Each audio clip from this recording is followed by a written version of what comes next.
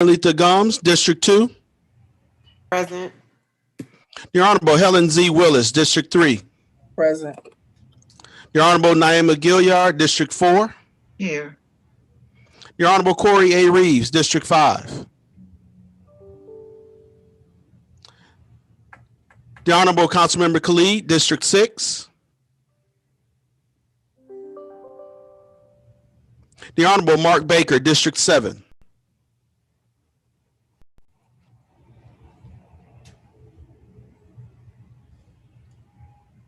I see Mr. Baker's connecting to the audio. I'm here. Thank you, Councilmember Reeves. Mr. Mayor, you do have a quorum. Okay, next item, please. Next item is presentations. Presentation, Heroes Leaning Forward Program, presented by Mr. Michael Ross and Mr. Corey Thomas of Veterans Molding Minds.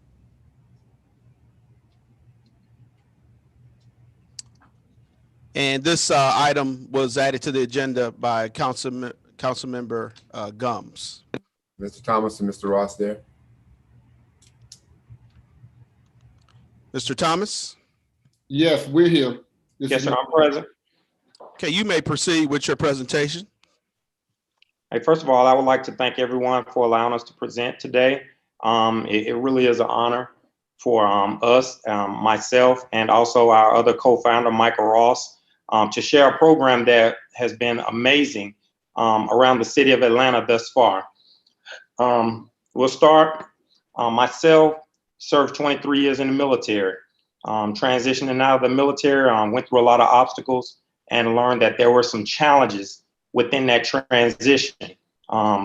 As I started reaching further, I started noticing that we had a lot of other veterans that were going through some similar challenges. And so what we did was we decided to put together a plan to where we could be more proactive versus reactive in helping not just our soldiers transition out of the military, but a program that would also benefit the community as well. Next slide, please.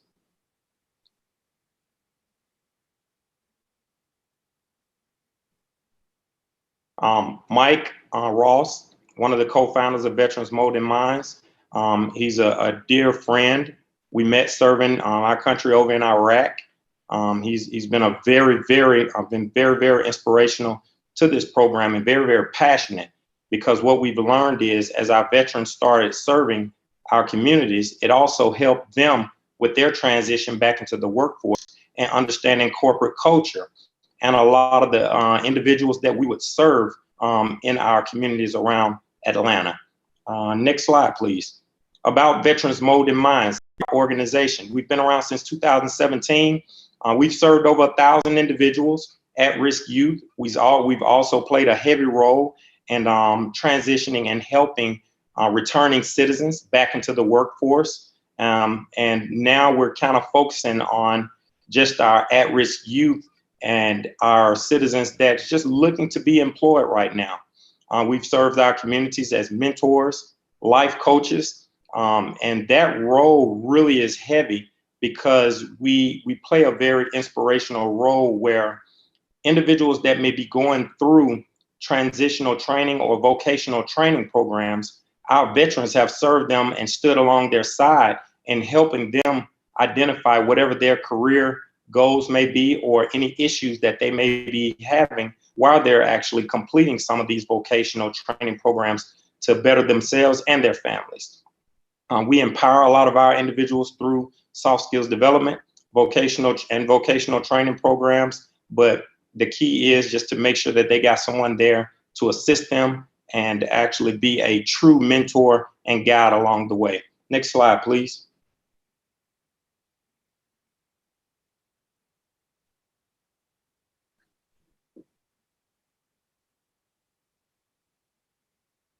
Okay, so some of the issues that we've noticed in the workforce, with that transition, there's been a lot of cultural differences, especially with the audience or the individuals that we're helping with transition. There's been a lot of cultural differences, communication barriers, lack of employability skills, soft skills, no emphasis on new hire orientation into the company. and no transitional training programs. I'm gonna be very direct when I say, I'll be very direct when I say put the emphasis on the new hire orientations into the company. As we've been going through this pandemic, there's a lot of challenges when we're hiring direct individuals direct straight from their neighborhoods or their culture, and actually helping and pushing them to transition into a corporate culture. They don't understand the things that they just don't know. So our program is set up so that we could be there to assist them with that transition. The program that I'm actually sharing with you all and that I would like to bring to Fulton County or South Fulton is our PREP program. It's Personal Readiness Employment Programming. With PREP, this is a training technique that we've used to assist a lot of new hires with companies and also individuals that's in our training programs. It helps them understand how to transition into the corporate culture. Our PREP program is also used as a prerequisite for any program that we're offering anywhere. We don't compete, we complement other programs by using this as a prerequisite, and also using our veterans to help serve as the mentors while they're involved in this program. Next slide, please. Why PREP? PREP helps to recalibrate their ways of thinking, and it helps to assist with a lot of things such as soft skills development.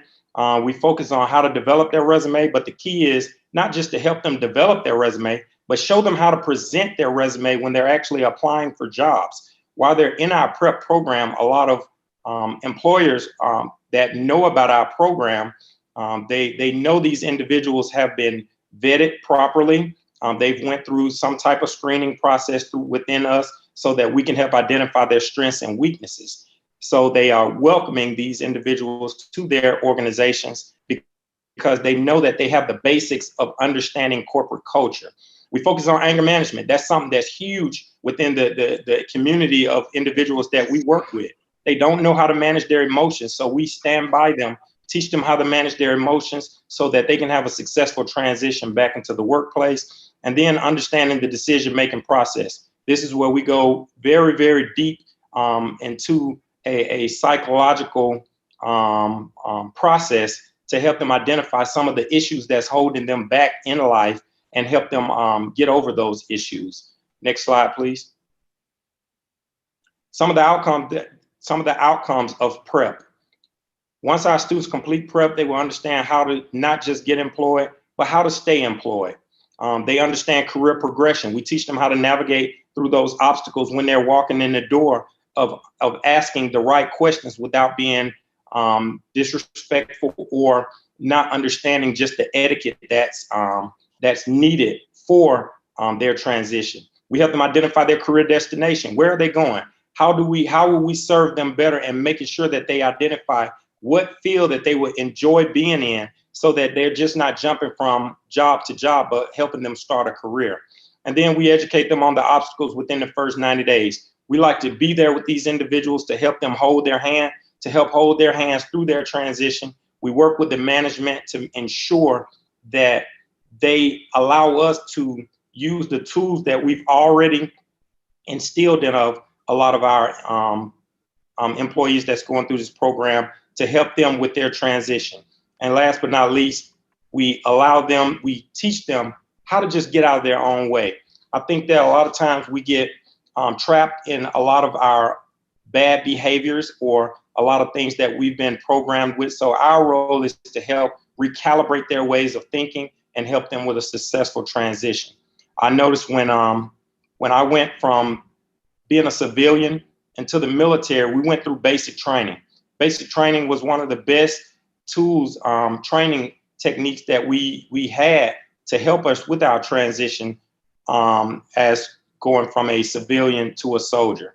Now I've learned as I transitioned out, we needed a very, very in-depth process and program to help transition from a soldier back to a civilian. So when you start looking at a lot of individuals that's going through certain types of institutions that may be released from any type of institution where they've been possibly locked up, or just coming out of their own culture or neighborhood, helping them with that transition and having a systematic process with that, it just helps recalibrate their ways of thinking. Next slide, please. Okay, well, I'll open the floor up for any questions or concerns about our program and any next steps.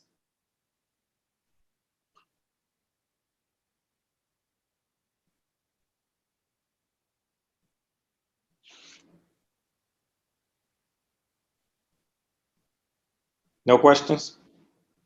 Yes, can you hear me? Yes, sir. People coming up Yes, on the, oh, wait a minute. I see people coming up on my queue now.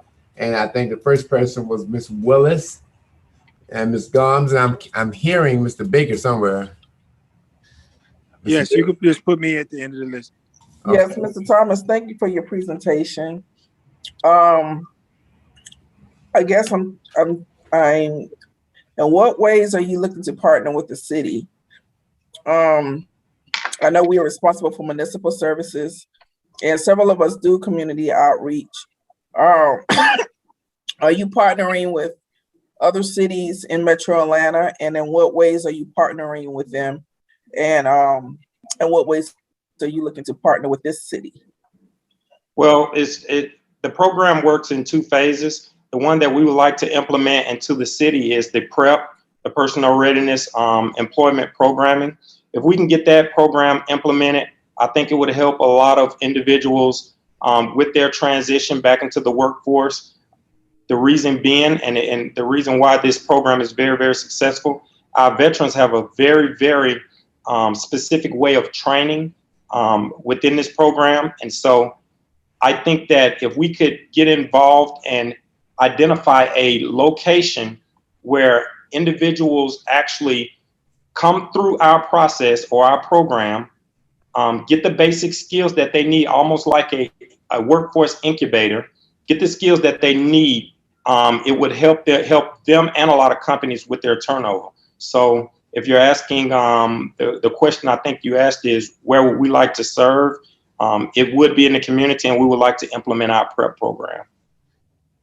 Okay, so with the PREP program, what is the ask of the city?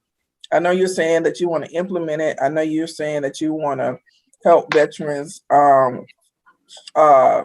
teach veterans how to seek employment and help them find employment. I think all of those are wonderful services. But in what ways what's the ask of the city? The ask of the city would be to, if we could identify a location that we could actually implement our training program. We want to focus on environmental psychology. I don't know if you're familiar. We're partnered with an organization called City of Refuge. They created this multi-million-dollar innovation hub. That innovation hub, what it did with a lot of individuals was it helped them when they walked in the door, they identified a feeling of something different and change within themselves and the atmosphere. So if we could identify a location and also get the city behind us to actually fund our program, at this point, we're looking at each individual to go through a 5-day training class for $250. That's just, with us implementing the program. It would be able to, it would allow our organization to be able to hire some more vets to come in and be of mentors and trainers for the program. So who would pay the $250? Is it paid to your organization? Is this service going to be offered to veterans for free? Where is that $250 coming from? You said $250 will have to be paid by who? Yes, well, we were looking for some support from either donors in the city or private donors, or also just any type of funding that would be that's available through the city of Fulton County or South Fulton. So you're saying for every person that comes through the program, the cost will be $250? Yes, ma'am. Okay. And you're looking for the city to sponsor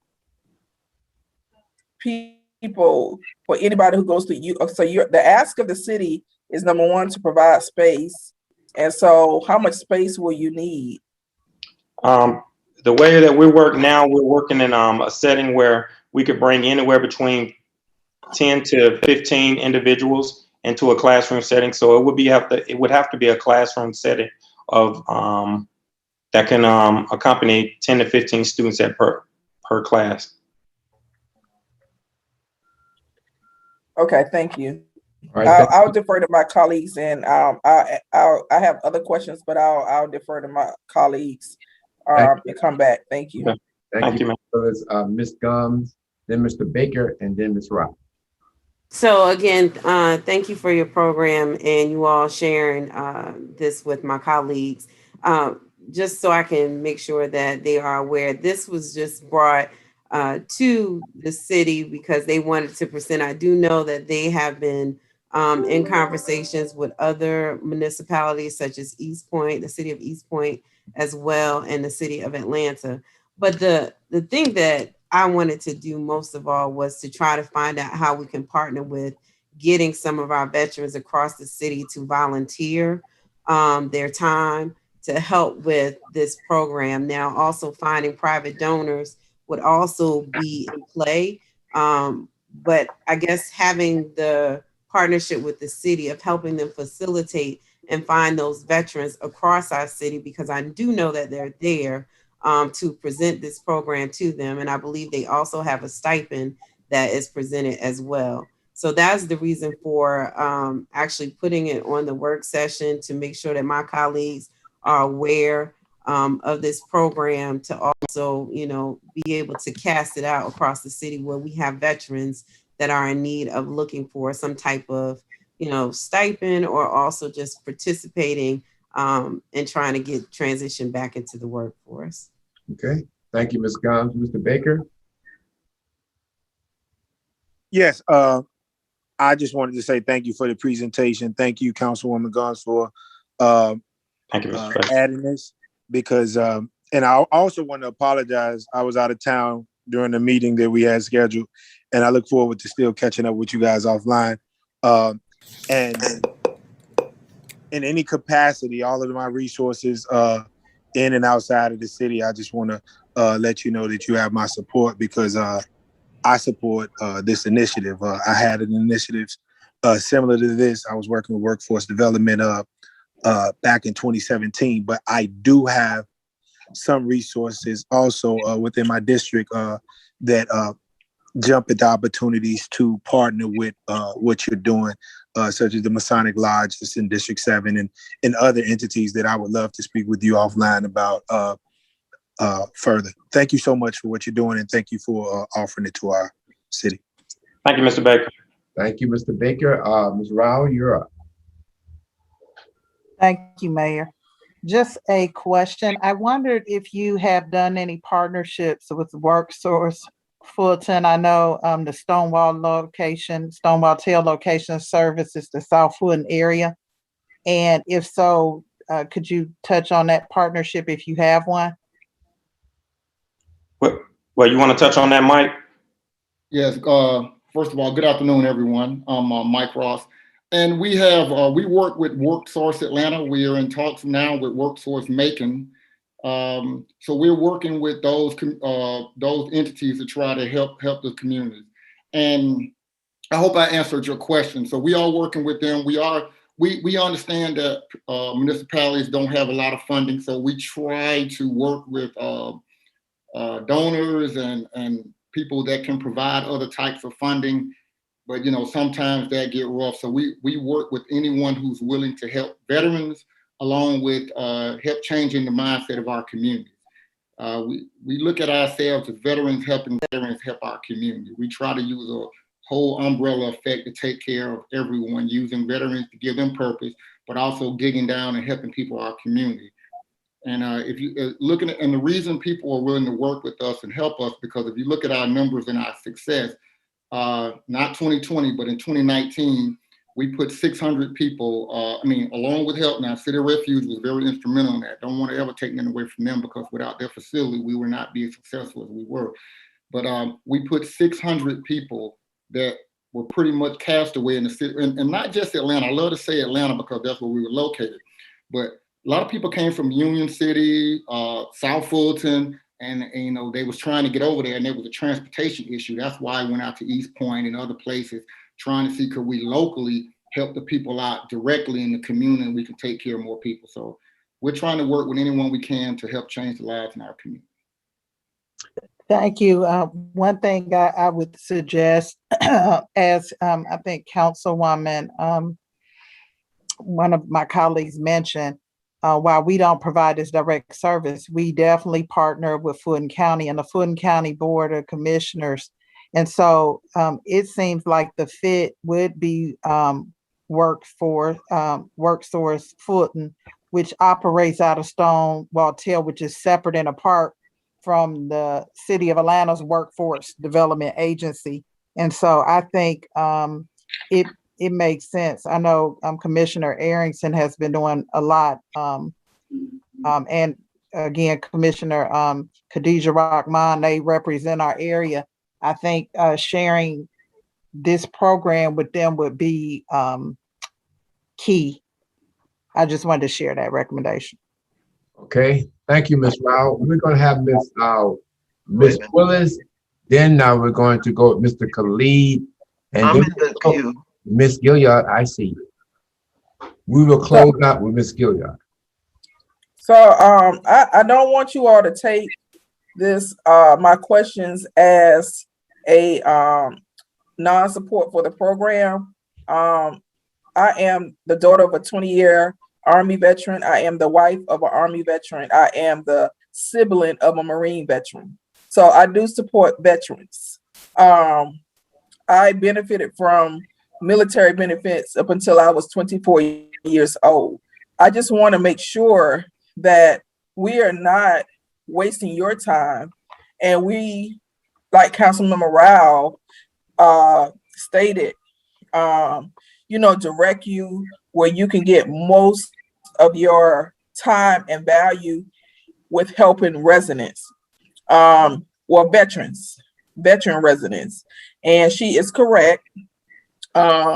We do need to connect you with Fulton County. They do have a WorkSource program. They do have funding. They do have more resources. It's a human service type program that I think will be a better fit for the county. Not saying that the city can't support it, because I'm all for supporting them. If you have events, if you want to, I'm working with Fulton County this weekend, and we're doing a job fair. We're partnering with the workforce, and we got all employers. If you want to do, veteran workshops, and veteran job fairs, I'm all for that. But we just need to vet this a little bit and get you where you can get the best resource, and we got to figure out how we can best support your program. Okay, thank you, Ms. Thank you, Ms. We're going to go with Ms. Gilliard, and we'll close the discussion with Mr. Khalid. I'm sorry, we'll go with Mr. Khalid, and then we'll close the discussion with Ms. Gilliard. I'm going to hold my comments. I just will say thank you for your presentation and thank you both for your service. Okay. Sir. Thank you, Ms. Khalid. Ms. Gilliard, go right ahead. I want to thank you so very much. And this is sort of close to my heart, because I didn't know that in one of my communities, the community is having a problem with a veteran that is having clearly some issues that probably are related to mental health issues. And so I talked to a couple of people, and they said, oh, there's no problem. All you have to do is contact the Veterans Administration and they will help. And so I contacted the Veterans Administration, the hotline, and they referred me to mental health. The mental health referred me back to the hotline, because they said that there was nothing they could do unless the individual wanted service. And probably, as you know, that doesn't happen that often. People, they say that they don't want to. So he's just out there, and I'm sure that there are many more of him like that. So while I know that there's jobs that are important, and social services, whatever they might be, are really important, but mental health is a real big key piece. And I don't know what resources there are out there for veterans. I've been looking, I haven't found anything.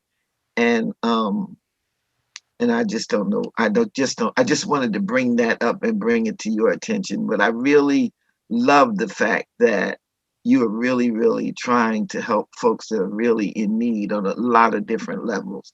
So thank you so much. Okay, thank You're you. welcome. Ms. I have Gilliard, a quick and response. Yeah. yes, sir, go right ahead. We're running out of time. Go ahead. Hey, Ms. Gilliard, I would just like to say thank you for that response. But and what we have noticed with these veterans, and like I stated, being proactive versus reactive, and allowing these veterans when they transition out to really be a part of something that's bigger than what they did while they were serving our country. When they start serving the communities and helping a lot of the individuals that we work with, it helps them with that depression and that anxiety where they felt like they were not wanted anymore because they're not serving the country. And we just left the Georgia Army National Guard today, and they loved everything that we're doing. And we just met also so many different resources to be able to serve the veterans in your community. So I just wanted to share that with you, and thank you for your comments. And thank you, Mr.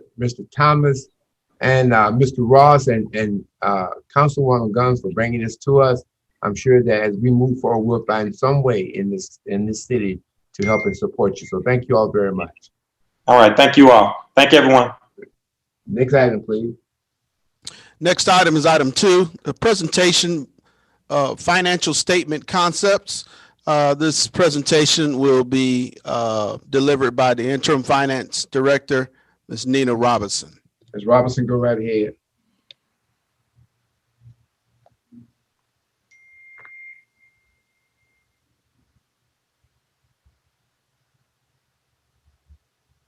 Ms. Robinson, are you there? Yes, sir. I appreciate you being patient while I unmute my phone. Can you hear me very well now? Yes, ma'am. Great. Thank you so much, sir. Good afternoon, everyone, Mayor and Council. Before I begin, I wanted to explain that this is a deviation from what you may be expecting, the financial statements operating results for April 30th, 2021. Since April 30th ended last Friday, we didn't have sufficient time to compile those statements and submit them to the clerk for presentation today, but they will be presented to you at the May 25th meeting as part of that meeting. So I wanted to explain that to you before I go into this presentation, which I thought would be timely considering the aftermath of the council retreat and some of the questions that may have come out of that meeting. I wanted to provide an overview of financial statement concepts and provide some clarity to people who may have questions about some of the terminology that is used in accounting lingo. So if we can go to the first slide, is about financial statement elements and how it all fits together. The next slide, if you'll proceed to the next slide, please, is an example of back one slide, please. The financial statement elements that are part of every financial report. Once we finish the financial year audit, this is always part of the financial statements, but you'll see this more clearly at the end of each financial year when we're audited. You'll see assets, deferred outflows of resources, liabilities, deferred inflows of resources, and fund equity. These elements are all part of our financial statement balance sheet or statement of position. The revenues and other resources and outflows of resources, commonly known as expenditures, inflows of resources, revenues, outflows of resources, or expenditures. And you'll see those as part of the monthly operating results that I provide to you each month. On the next slide, you'll see an example of the type of report that we will get from the auditors each year after the audit. These reports can be found on our website. And what you see there is a draft of FY20, which will be posted to the website as soon as they're finalized. What I want to point out to you on these statements are those exact elements that I just pointed out on the previous slide.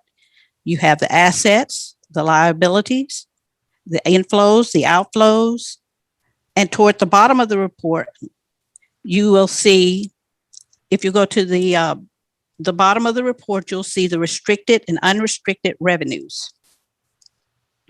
I'm sorry, unrestricted fund balance, which I'll go into more detail about what those are specifically. Next slide, please. And again, you can see that these are a continuation of the elements in the financial statement. At the very bottom of the statement, you'll see what the fund balance was at the beginning of the fiscal year and the fund balance at the end of the fiscal year. Again, these are on our financial statements, which are posted on our website. Next slide, please.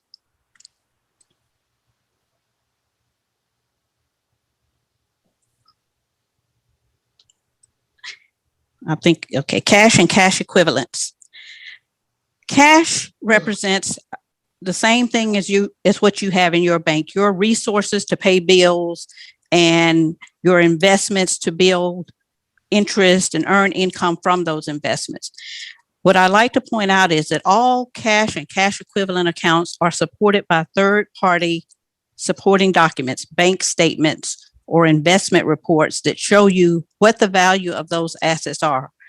And at the end of each month, we can reconcile back to those balances that are in the bank or at the investment location by reconciling those items to the general ledger. So we always have a good idea of what we have as far as cash is concerned. Next slide, please. Is cash and investments equal to fund balance? Not exactly. Cash and investments are a part of fund balance. Fund balance, in layman's terms or in terms of your personal life, would be how much am I worth, my net worth in the world. My assets minus my liabilities equals my net worth. Other parts of fund balance include amounts owed to other government, to your government, our government, City of South Fulton, such as accounts receivable from any other municipality or through the performance of services to other municipality, and other assets, capital assets like buildings, land, and infrastructure that contribute to the value of our organization. Cash reserves serve to provide a rainy day solution to address cash flow requirements for any unforeseen events. For example, if we had in this situation that we had a few years back with tax bills being delayed when they were sent out, with that delay, we were delayed in getting our revenue for that year. Unfortunately, because revenue's delayed doesn't mean we don't have obligations to continue to pay. We have salaries and utilities and other bills that we have to continue to pay. So having money in the bank, a cash reserve, allows the city to do that without having to go out and borrow money. If you'll recall, in 2018, it was necessary to have a TAN to provide some operating cash flow to keep us operating for that fiscal year. Had the financial situation been that we had reserves on hand, that TAN would not have been necessary. Next slide, please. So let's talk fund balance. Next slide. Your net current assets, or your fund balance, that's synonymous. Net current assets or your fund balance is calculated as you see below. You take your current assets and deferred current assets and deferred outflows minus current liabilities and deferred inflows to equal your fund balance. That's what I showed you on those statements earlier on, where it all flows down to one number at the end of your balance sheet. Next slide, please. The fund balance generally represents the difference between the assets, liabilities, and deferred inflows and outflows under the current financial resource measurement focus of accounting. This comes straight from GASB. In the audited financial statements, governmental funds report a fund balance classification that comprise a hierarchy based primarily on the extent to which the city is bound to honor constraints on the specific purpose for which the amount in these funds can be spent. And what I'm saying there is, if the city, next slide, wants to set aside a portion of its fund balance for particular things, it can do that. But before I get to that point, let me talk about what affects fund balance. Once you have your fund balance at the end of the fiscal year, what makes it go up and down? What increases it? What decreases it? Annual revenues increase your fund balance. Annual expenditures decrease the fund balance. And when we calculate that number at the end of the year, we take the net difference between annual revenues and annual expenditures and either subtract or add that to the previous year's ending fund balance. Next slide. I wanted to show you an example of how the City of South Fulton's fund balance has evolved since its inception. What I've shown you here is the revenues in the first year of operation is 11.5 million compared to expenditures in that same year of 18.1 million. So your net revenue at that time or fund balance was a 6.539 negative. Next slide. In the subsequent year, 2018, we had revenues of 50.1 million and expenditures of 52 million, resulting in a net revenue loss of 2.1 million. When you add that loss to the loss of the previous year, you get a net fund balance of a negative 8.6 million. In FY 2019, shown on the next slide, we have revenues of 70.9 million compared to expenditures of 53.9. A net revenue positive of 19 million increased our fund balance from a negative 8.6 million to a positive 10.6 million. And in FY20, my projected numbers show that revenue is 79.9 million to expenditures of 62.7 million, with a net revenue positive of 17.2 million. Add that number to our last year's ending balance, and we are at a $27.8 million positive net fund balance. Well, what can we do with that? So if the use of the fund balance, this is where I wanted to, if it exceeds the minimum level that is set by the ordinance of the City Council, the fund balance can be used for one-time expenditures or unexpected events such as pandemics, unforeseen pandemics, future economic downturns or recessions where you don't have a resource to fund those items. You can use fund balance once it meets or exceeds the limit that you have set in the ordinance. Next slide. The entire fund, okay, this is where I am pointing out to you that the entire fund balance may not be available to fund the deficiency of revenues and expenditures, as I mentioned on the second page, on that page previous. But next slide, please. So we have things that we cannot, and the fund balance is restricted for these things. They are non-spendable for inventory advances to permanent fund principal. For example, debt is restricted. If we have a commitment from the board for something specific that they vote on, we have to say we can't spend that part of fund balance for that. We may have an assignment of fund balance. All of these are part of council's directives. Anything that's left after those directives is what we can use for unforeseen and unexpected expenditures. Next slide. And again, just reiterating that the unrestricted part of fund balance can be committed, assigned, or unassigned. Committed for some future project, assigned for a future activity, or unassigned to be used and accumulated to build the value of the city. The City of South Fulton is working to maintain a fund balance that complies with policy, city policy, and is sufficient to manage risk of revenue fluctuations and unexpected expenditures. Next slide. What amount of fund balance should you have?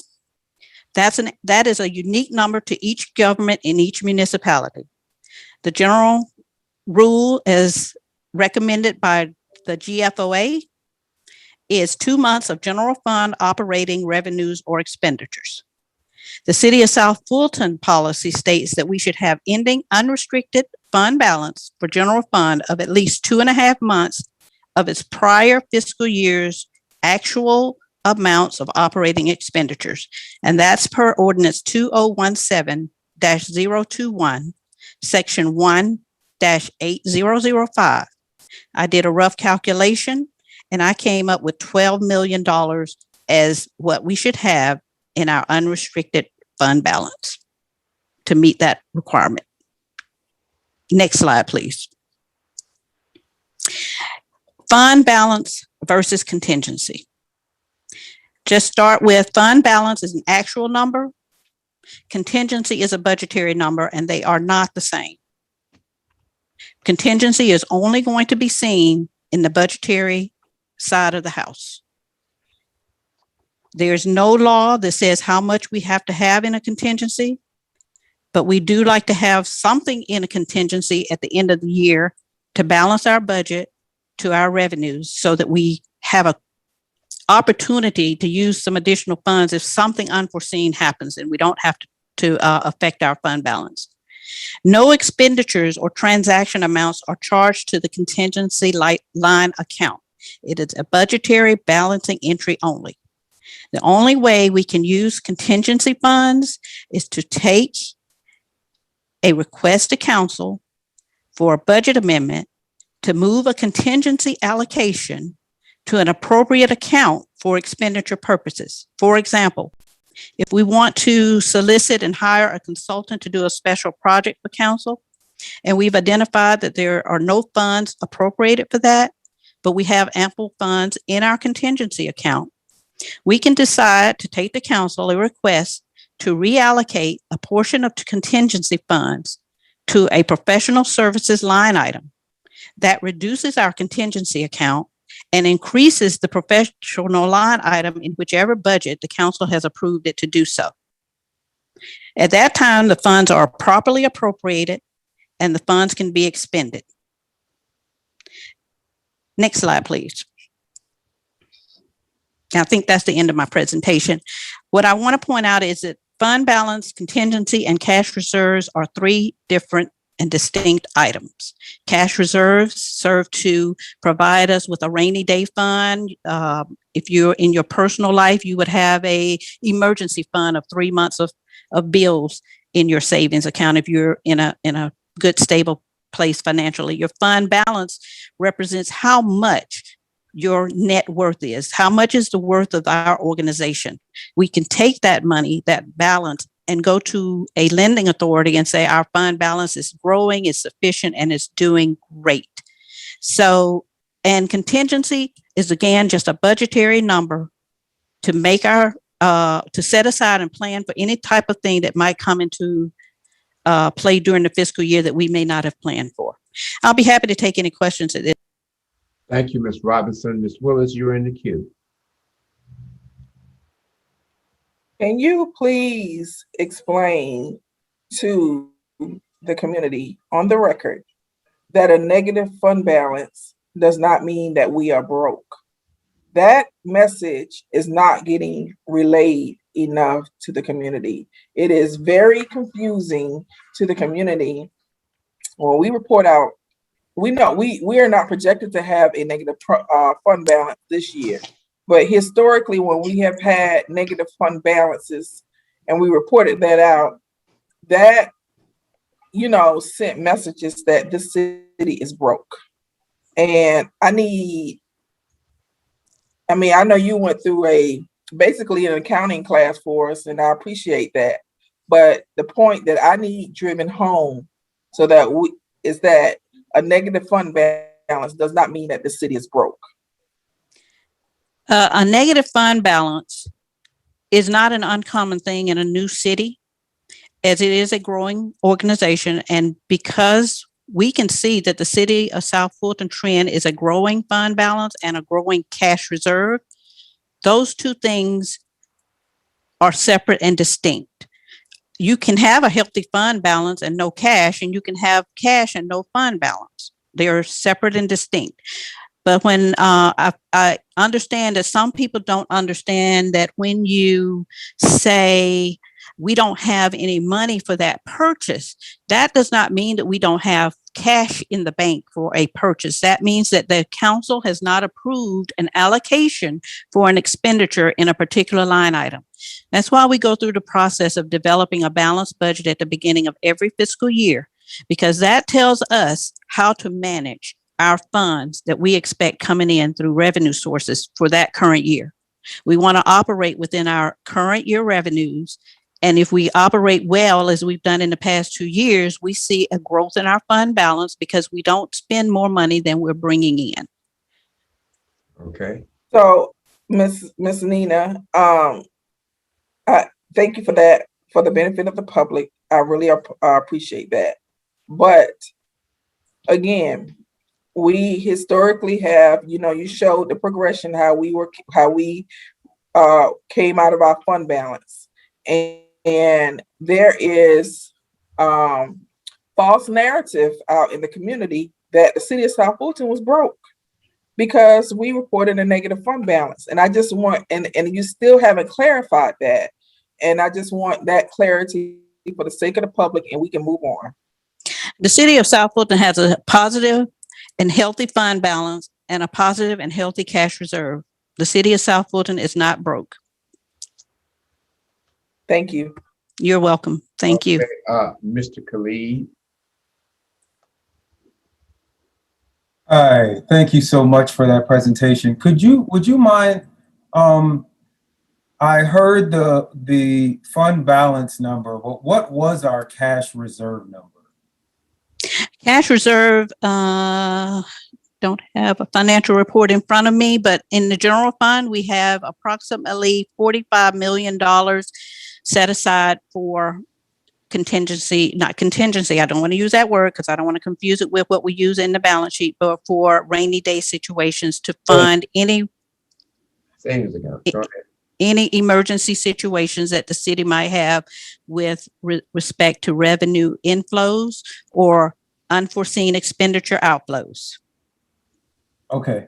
And then you said that our fund balance was 28 million, which was more than double what the ordinance, the minimum required by our ordinance. Did I hear that correctly as well? That is correct. Okay. Well, first, well, that is wonderful. Thank you for this presentation. And you're welcome. And I also think that it is worth giving special thanks to our first CFO, Mr. Frank Malazzi, who was our CFO for 4 years, who did help us get to this point. So if you are watching, Frank, thank you so much, and thank you all. Mr. Khalid, may I add one interjection, please? I would advise that we read the ordinance and understand it before we take any action to use fund balance, because there is a stipulation that that fund balance has to be restored within a certain time period if used. Absolutely. Thank you so much. You're so welcome, sir. Thank you. Robinson. Ms. Robinson. Yes, sir. Before I go, I just want you to, in your personal opinion, to say to everybody who's listening today,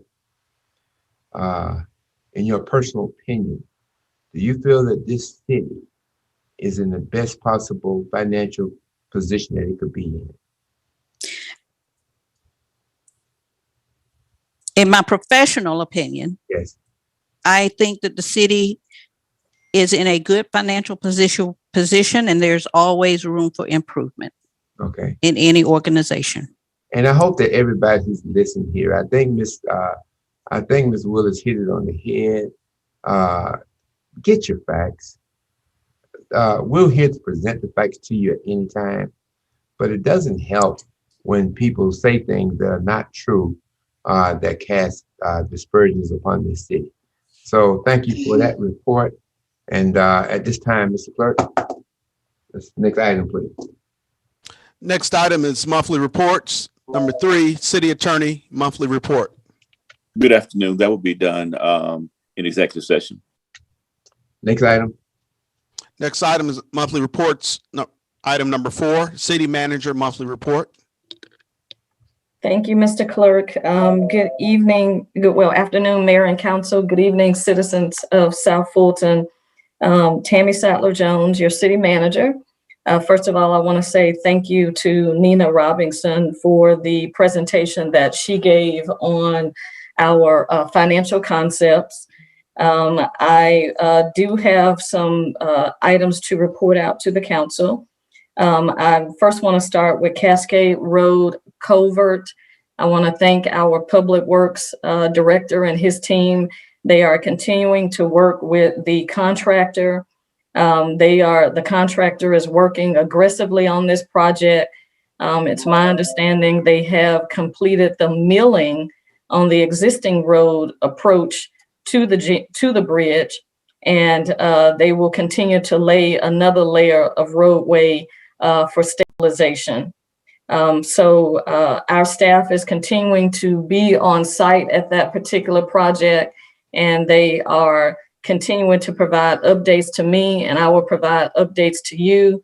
I'm always, afraid to put a number out there of when this project is going to be finished, but I would like to assure the public that the light is at the end of the tunnel. We are approaching it, and hopefully in the coming very soon weeks, this project will be completed.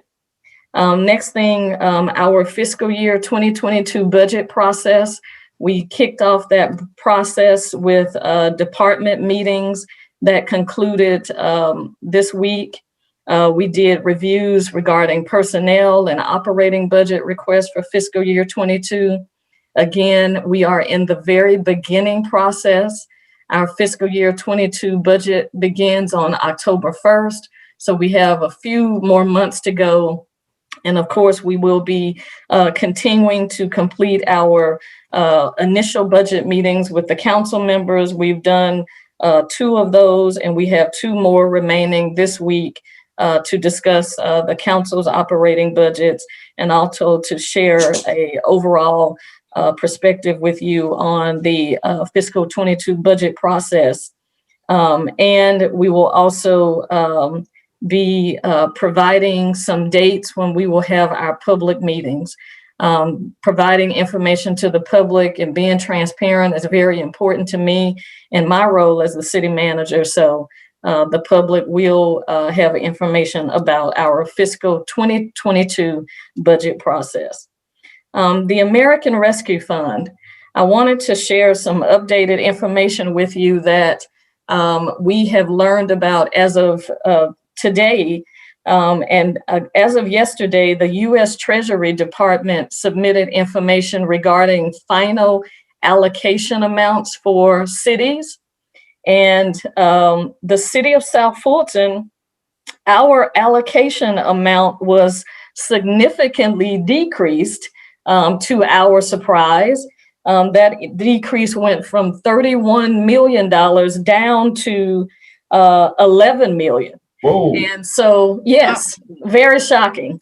So the GMA has reached out to cities, and they are assisting us with contacting the U.S. Treasury Department to find out, how did these estimates that we initially got and were published back in March differ so much from what came out on yesterday. I mean, the city of South Fulton, our decrease was about over $19 million. And so, we were really expecting to use that money in a number of ways. But with this amount now down to $11,352,517. And it's our understanding that we are going to get half of that. And then within 1 year later, we will get the additional half. So I will continue to keep the council updated on this when we receive the money, but also I'll continue to try to share with you when I find out how is it that, we were initially told we were going to get 31 million, and now we're only getting 11 million. Mayor, I wanted to save this one for you, but and I'll come back to whatever it is. Go ahead. Okay, Fulton Industrial Boulevard. Oh, go ahead. The governor signed the House Bill 445 on yesterday that completes the annexation of Fulton Industrial Boulevard into the city of South Fulton. With that said, the city, our staff, we will be working with Fulton County to discuss transition of services. We, already are doing fire services on Fulton Industrial Boulevard, but of course we got to discuss police and we got to deal with community development. You got code enforcement. We got a number of public works. We got a number of service areas that we are going to have to address now that Fulton Industrial Boulevard is within our city limits. So I will continue to keep you updated on that. But of course, it will be our goal to make sure we deliver world-class service to one of the largest industrial corridors in the southern United States, which is in our city limits, city of South Fulton. So I'm very happy that this was accomplished by a team effort. And I'm sure, Mayor, you may want to add something later about this. Loch Lomond community, the staff, we are also working with the city of Atlanta. We are in contact with them about transfer of services provided to the residents of Loch Lomond. Those residents, of course, are in the city of South Fulton, and we will have a meeting with City of Atlanta officials later this week to discuss the transition of services. And of course, we will continue to keep the council updated on that progress. And then, of course, we're going to make sure that we communicate to those residents in Loch Lomond community the transition plan in regards to their area. The last thing I wanted to mention was our employee appreciation event. That is actually going to be on this coming Friday, May the 14th, from 10 a.m. to 2 p.m. at Welcome All Park. We want to encourage the mayor and the council members, if you are available, to come out and interact and help us thank our city employees for the great work that they do. And also, as we celebrate our city's 4th anniversary, which happened on May 1st, we want to certainly acknowledge our employees for their continued service to the residents and the businesses of the city of South Fulton. City Hall will operate under a modified hours to allow our employees citywide to participate in this particular event. We will, of course, open City Hall at 8:30, but we will close for lunch between the hour of 12 noon and 1 p.m. And we have several events that our HR department and other key staff are helping with. And one of the main things I wanted to stress was that we're going to be doing some wellness activities, but also the staff is going to be doing COVID-19 vaccines on site this coming Friday for any employee who desires to have the COVID-19 vaccine. And so again, we want to just thank our employees for the great work that they do. I tell people all the time, working in city government is a thankless job, but we have really, really good people in our organization that help keep our operations running. So thank you very much to all of our City of South Fulton employees. And Mayor, that's all that I have for my report. You want to mention the state of the city? Yes, sir. The State of the City address is going to be on Thursday, May the 13th. And Gary, if you will help me with the exact time. Mr. Leftwich? It's 6 o'clock. 6 o'clock. Thank you, Mayor. Sorry, I didn't have that written down on my note. But yes, we encourage everyone to tune in. It's going to be virtual. And it is our City of South Fulton State of the City address. And so just please, ma'am, please, sir, participate by logging on and on your Zoom from the comforts of your home or your smartphone or your tablet and hear about all the great things that we have going on here in the City of South Fulton. Okay, thank you. I see Ms. Gilliard in the queue. Yes. Thank you so very much for your presentation. I have a question, a couple of questions and a comment. The first thing is, do you know whether or not any of the other cities in, especially in South Fulton, if their budgets were cut? The American Rescue Fund, yes, Yes. ma'am, they were. GMA provided that information, and I can send that out to all the council members if you have not seen that spreadsheet that was provided to us. Okay, and then you mentioned you were talking about the upcoming budget, and you said the council operating budget would be discussed. I didn't know that that was on the agenda. Yes, ma'am.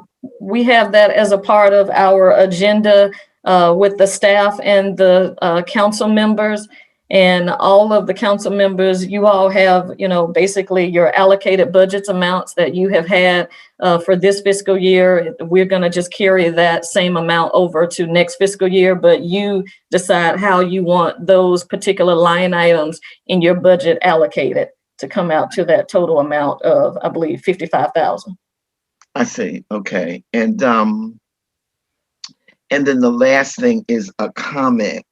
And Ms. Sadler Jones and Mayor, I just wasn't quick enough, but I wanted to comment on what Councilman Khalid said at the end when he said, I remember when we started out and we didn't have $1.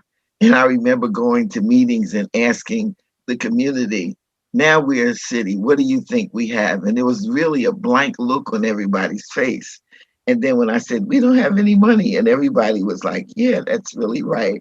So having started out that way and having gone through all the ups and downs, and especially during the period when Frank Malazzi was the finance director, he brought us a long way to where we are today. And we're just really, really fortunate to be in the position that we're in, because none of the other cities, even in North Fulton, were able to get as far as we have gotten, especially financially, in such a short period of time. So financially, we're doing quite well. So thank you. Thank you, Ms. Gilliard. Mr. Clerk, next item. Yeah, next item is Roman numeral 5, executive session.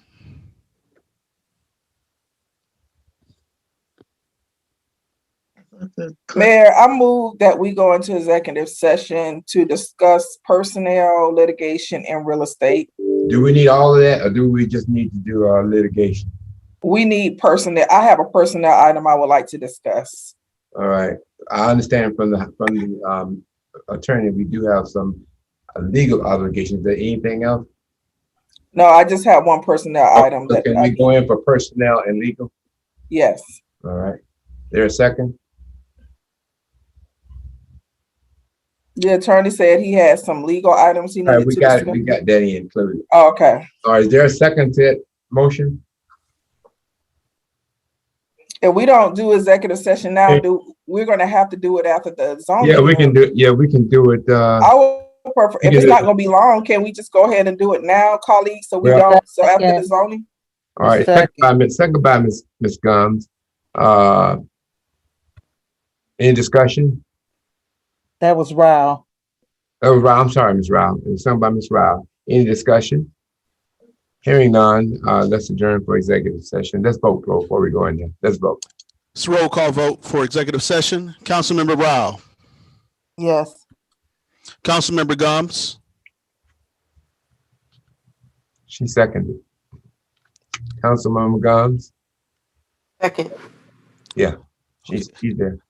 Mayor Pro Tem Willis. Yes. Councilmember Gilliard. Ms. Gilliard. Go ahead, Mr. Clerk. Councilmember Reeves. Aye. Councilmember Khalid. Go ahead. Councilmember Baker. Aye. Okay, we are adjourned for executive session at 5:04 p.m. For personnel and legal.